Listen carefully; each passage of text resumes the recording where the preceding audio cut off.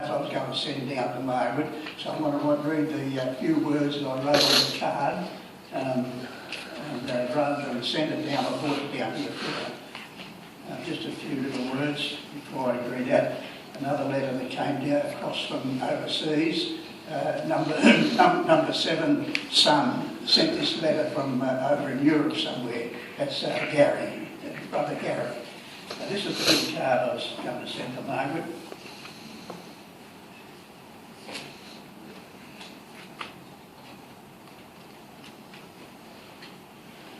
To Margaret and families, please accept this card as a token of respect and loss of my brother Neil, my little half-chick.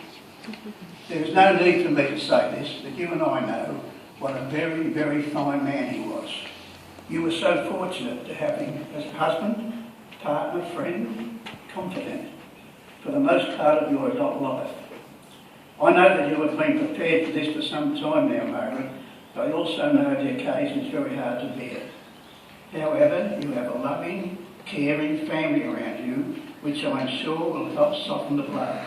God bless you all. Love from Ivan, the little half-chick's brother, big brother. That's for Margaret, please.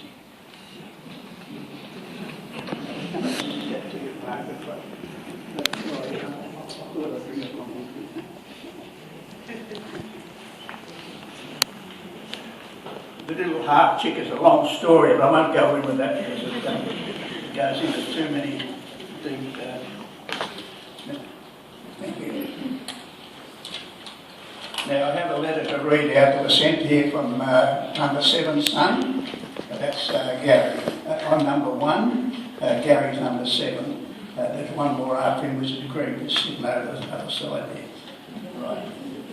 Now this is to Neil John Cormier. Neil was born the 5th of Grace and Bill's 10 children.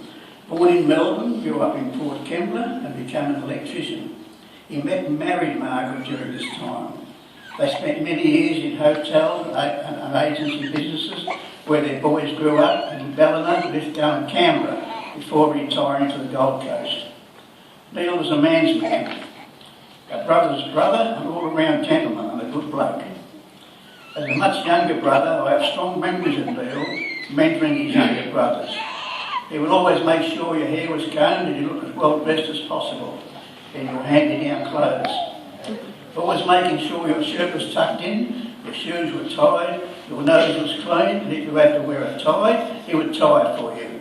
He wanted us to look presentable and not to embarrass him in public. Neil was a man of all sports. He may not be well known, but he tried his hands in a multitude of sports. He was into swimming and was a lifesaver at Port Kembla Beach. He tried judo until he got thrown by his brother Basney. He tried rugby until he got tackled. He then took up golf and continued to play well into his retired years. He took a genuine interest in all his brothers, always encouraging us to strive for improvement and excellence in whatever field we might pursue. Later, this encouragement and mentoring transferred to his sons. Their success is testament to the unfailing support and interest in their careers. Indeed, his main conversation topic and social gathering was his family and their achievements. This grew up as his family expanded and grandchildren and indeed great-grandchildren arrived. He was the hub around which his hives of activity and achievement revolved. Neil was the inspiration. He indeed reigned supreme at the apex of the family pyramid. I am sure he continues to look down and oversee and report on this wonderful tribe he and Margaret have created. Indeed, it was great to hear that they were all by his side at his passing. His only regret would be that he can't be here to continue and guide and support them. Nothing lasts forever, but his legacy goes on.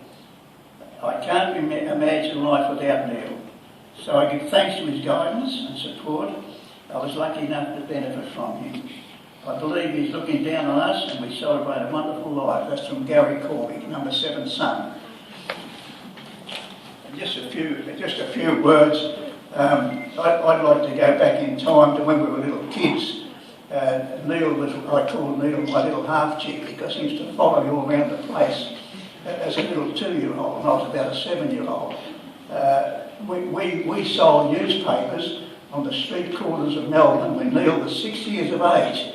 Imagine a 6-year-old going out there and selling newspapers in all sorts of weathers, and we had competition. If you had your corner and somebody else had his corner. Now, if somebody else wanted to take that corner off you, it was a fight. So we were fighting all the time and still trying to make money. But I think the amount of money we made was almost nil. We used to go down and buy some hot chips at the chip shop if we didn't have any extra money left over. So we'd come home on payday and we had no money. And my dad used to go up to the paper shop and say, hey, these kids have been working all the week, where's the money?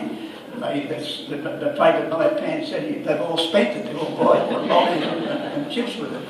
But at least there was an upbringing that Neil used all of his life. He was a worker.